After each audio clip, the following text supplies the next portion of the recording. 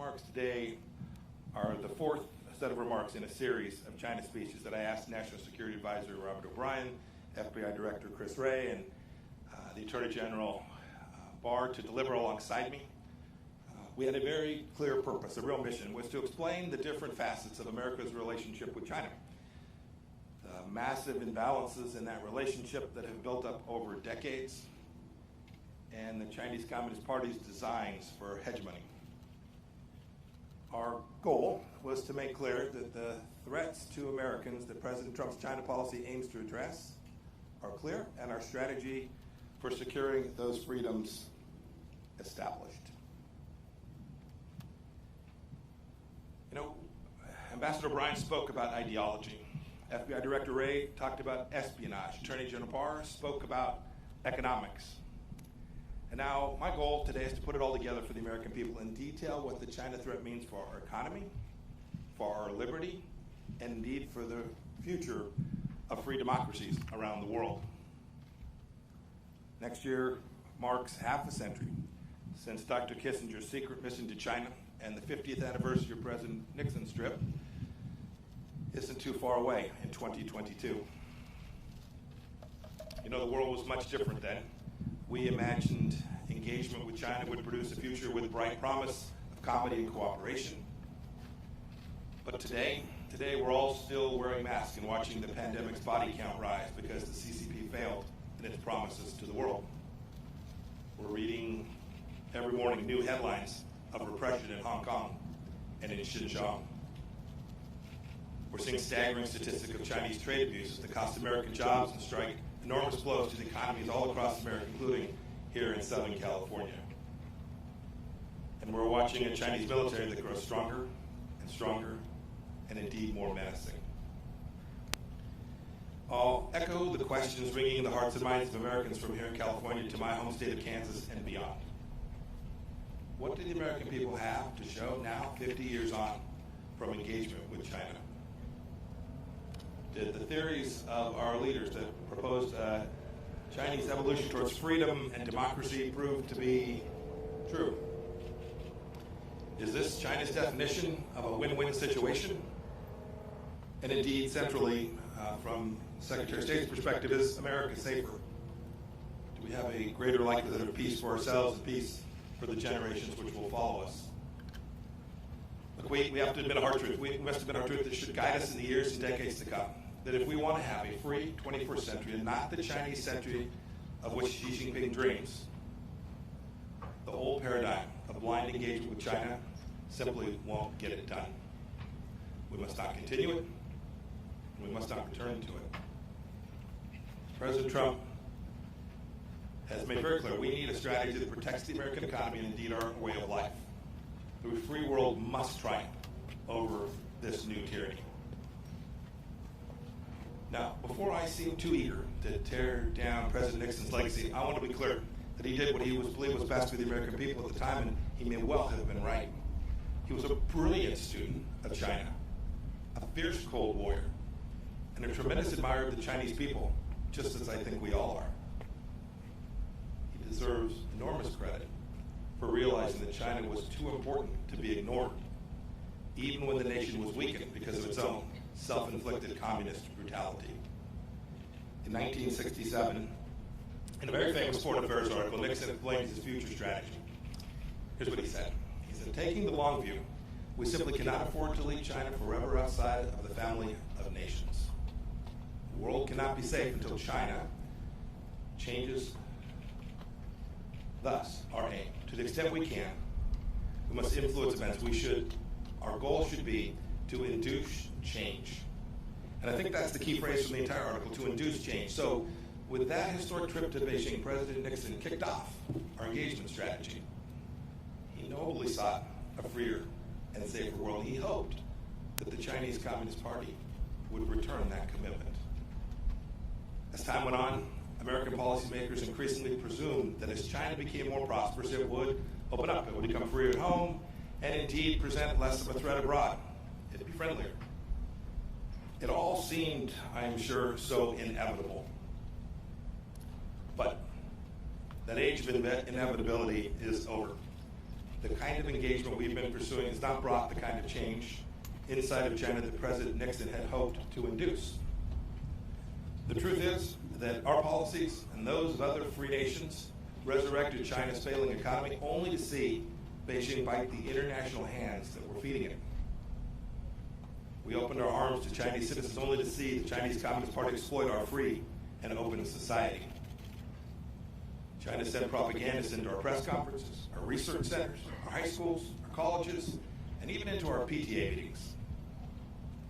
We marginalized our friends in Taiwan, which later blossomed into a vigorous democracy.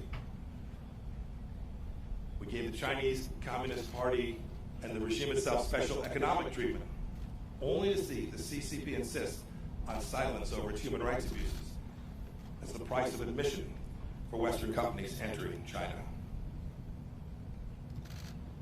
Ambassador Bryan ticked off a few examples just the other day. Marriott, American Airlines, Delta, United all removed references to Taiwan from their corporate websites so as not to anger Beijing. In Hollywood, not too far from here, the epicenter of American creative freedom and self-appointed arbiters of social justice, self-censors even the most mildly unfavorable reference to China. This corporate acquiescence to the CCP happens all over the world too. And how has this corporate fealty worked? Is its flattery rewarded? I'll give you a quote from the speech that General Barr gave, Colonel General Barr. In a speech last week, he said that the ultimate ambition of China's rulers isn't to trade with the United States, it is to raid the United States. China ripped off our prized intellectual property and trade secrets, causing millions of jobs all across America. It sucked supply chains away from America and then added a widget made of slave labor. It made the world's key waterways less safe for international commerce. President Nixon once said he feared he had created a Frankenstein by opening the world to the CCP. And here we are. Now, people of good faith can debate why free nations allowed these bad things to happen for all these years. Perhaps we were naive about China's virulent strain of communism, or triumphalist after our victory in the Cold War, or cravenly capitalist, or hoodwinked by Beijing's talk of a peaceful rise. Whatever the reason, today China is increasingly authoritarian at home and more aggressive in its hostility to freedom everywhere else. And President Trump has said enough. I don't think many people on either side of the aisle dispute the facts that I've laid out today. But even now, some are insisting that we preserve the model of dialogue for dialogue's sake. Now, to be clear, we'll keep on talking, but the conversations are different these days. I traveled to Honolulu now just a few weeks back to meet with Yang Jisheng. It was the same old story. Plenty of words, but literally no offer to change any of the behaviors. Yang's promises, like so many the CCP made before him, were empty. His expectations, I surmise, were that I'd cave to their demands, because frankly this is what too many prior administrations have done. I didn't, and President Trump will not either. As Ambassador O'Brien explained so well, we have to keep in mind that the CCP regime is a Marxist-Leninist regime. General Secretary Xi Jinping is a true believer in a bankrupt totalitarian ideology. It's this ideology that informs his decades-long desire for global hegemony of Chinese communism. America can no longer ignore the fundamental political and ideological differences between our countries, just as the CCP has never ignored them. My experience in the House Intelligence Committee, then as director of the Central Intelligence Agency, and my now 2+ years as America's Secretary of State have led me to this central understanding that the only way to truly change communist China is to act not on the basis of what Chinese leaders say, but how they behave. And you can see American policy responding to this conclusion.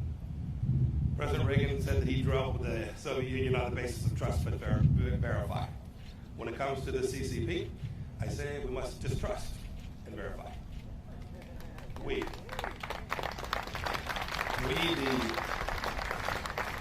the freedom-loving nations of the world must induce China to change, just as President Nixon wanted.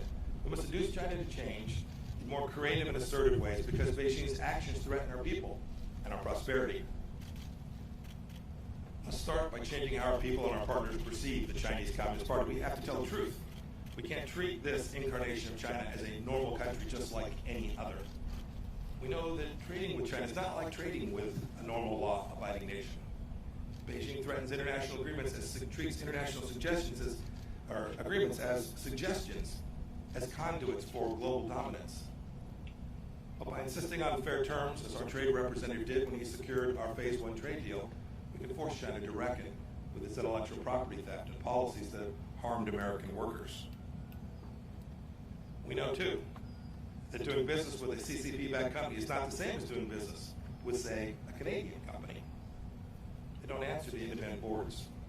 And many of them are state-sponsored and so have no need to pursue profits. A good example is Huawei. We stopped pretending Huawei is an innocent telecommunications company. It's just showing up to make sure you can talk to your friends. We've called it what it is, a true national security threat, and we've taken action accordingly. We know, too, that if our companies invest in China, they may wittingly or unwittingly support the Communist Party's gross human rights violations. Our Departments of Treasury and Commerce have thus sanctioned blacklisted Chinese leaders and entities that are harming and abusing the most basic rights for people all across the world.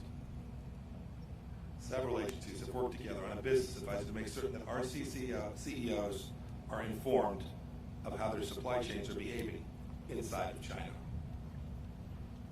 We know, too, that not all Chinese students and employees are just normal students and workers that are coming here to make a little bit of money and to garner themselves some knowledge.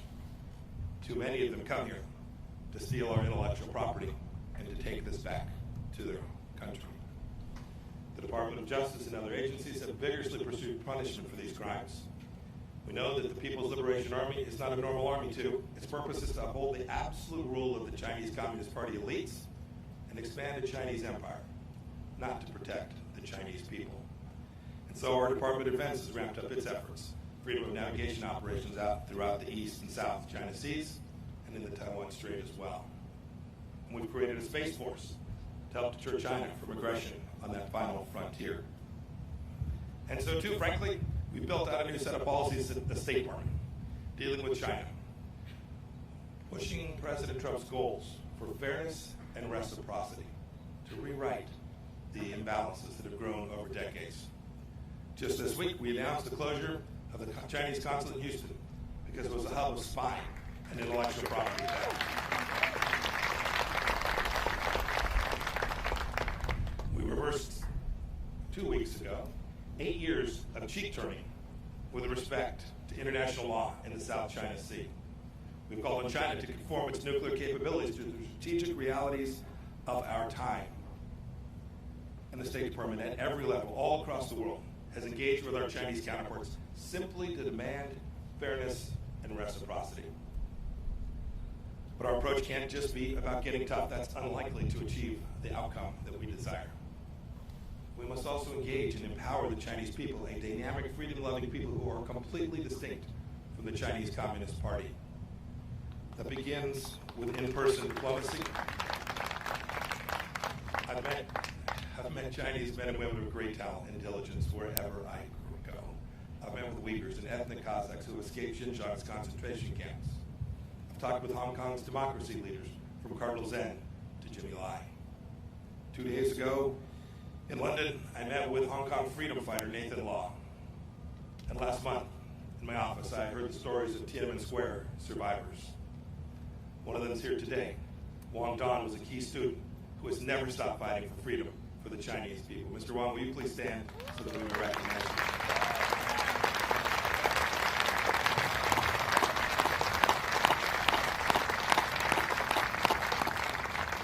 Also with us today is the father of the Chinese democracy movement, Wei Xinsheng.